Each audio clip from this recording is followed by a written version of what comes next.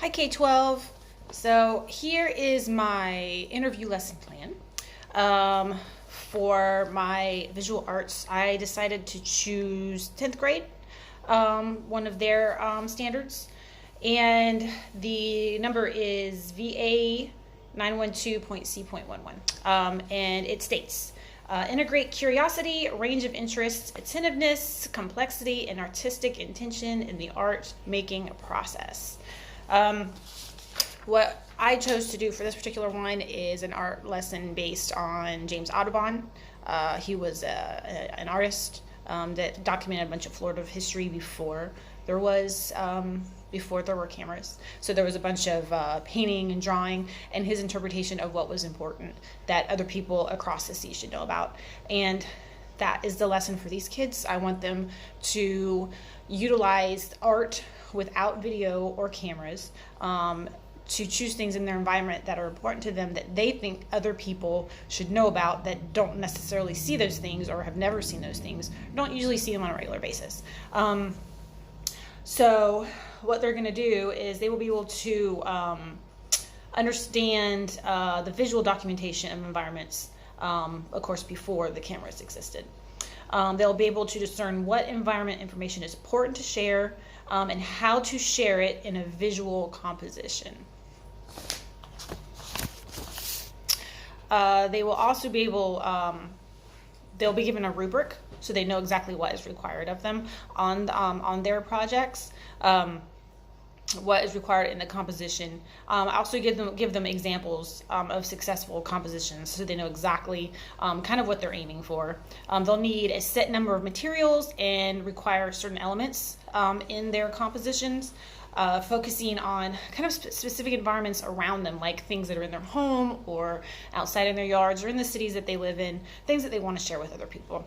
What I would consider a successful piece, it will relay what the subject is in their piece, where it's located. You'll be able to tell what materials and what methods were used to put this composition together. I will show them completed examples and where the inspiration for those examples was drawn from. Like my inspiration came from James Audubon and the marshes in Florida with the different kinds of birds and things that live there. So I'll show them examples where they can draw inspiration from if they're having a hard time, the methods on how to put these pieces together, materials that they can use for their projects. I'll demonstrate the methods first, how they can use these materials. For example, they will all have construction paper, so they have their little pieces of construction paper. I'll show them the different things they can use this paper for. They can tear it, they can fold it, they can use sandpaper on it, rough it up, change the appearance of it, to use this in their compositions. For example, this is just a picture of one that I did. I didn't have access to the original, but you can see where the construction paper has been torn and wrinkled, and then glued on there to show the environment that this little guy is in. And I'll do that along with them and answer questions about how they can do or what they can do, what they can use and how they can use it.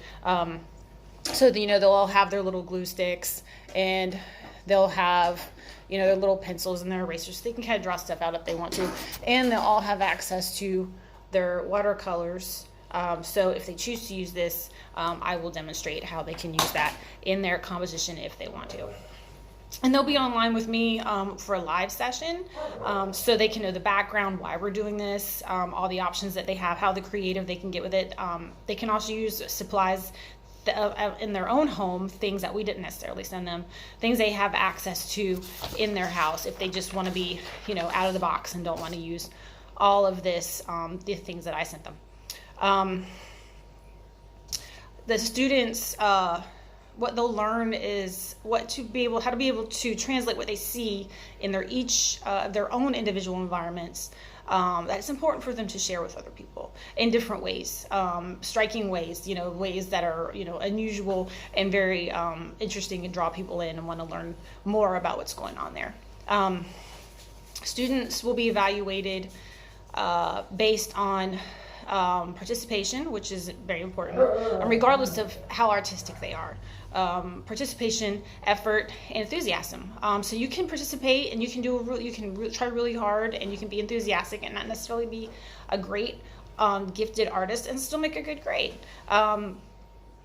The special accommodations for students with disabilities will certainly be an extra time to complete their project, and if they need to use different materials or special materials, of course they can do that, and I'll be available for one-on-one help if they do need that.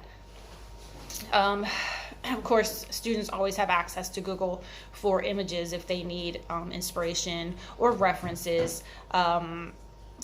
All those different things. I will send them some little templates if they want templates, if they have a hard time drawing their own things, templates they can trace or print out or cut out if there's certain things that they want to do and they're having a hard time doing. I'm certainly able to do that. This particular project will include construction paper, glue, scissors, paint, acrylic paint, or watercolors if they want to use that, and of course the little templates.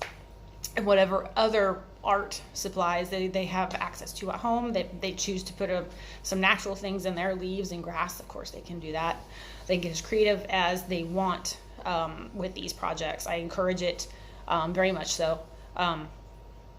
Students will be required to attend the live session for the background info and the demo, so they can do things along with me, and I can show them exactly how things work for that, for the particular project. I'll be able to answer questions about methods and materials and the process if they have it, and help them find inspiration if they're having a difficult time doing that. Once they get finished, the students will send a picture of their completed project or video. If they want a video as they're working on it, that's great too. I love that. Yeah, once it's finished, then we'll be able to grade it and we can critique each other's work, which I always think is a good thing. And it's something you definitely need to learn to accept, especially in the art world. People are always critiquing your work. So that's it. Again, this is my little Audubon project, our little translate what you see in your world into a composition out of various materials. But thank you so much. I hope to hear from you soon. Bye.